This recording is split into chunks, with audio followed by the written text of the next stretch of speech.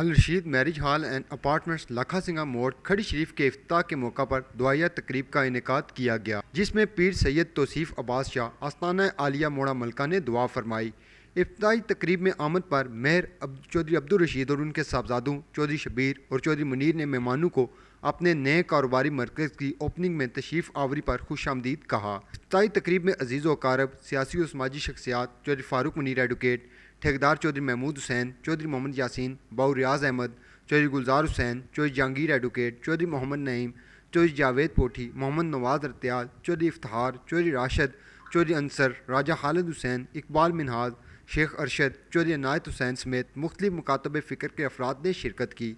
دعائیہ تقریب میں پیر سید توصیف عباس شاہ نے الرشید میرج ہال اینڈ اپارٹمنٹس کی دن دگنی رات چگنی ترقی اور مالکان کی صحت یابی کے لیے خصوصی دعا فرمائی۔ دن دگنی رات چگنی ترقی عطا فرما مولا، روز محشر کو ہمیں رسوا نہ کرنا،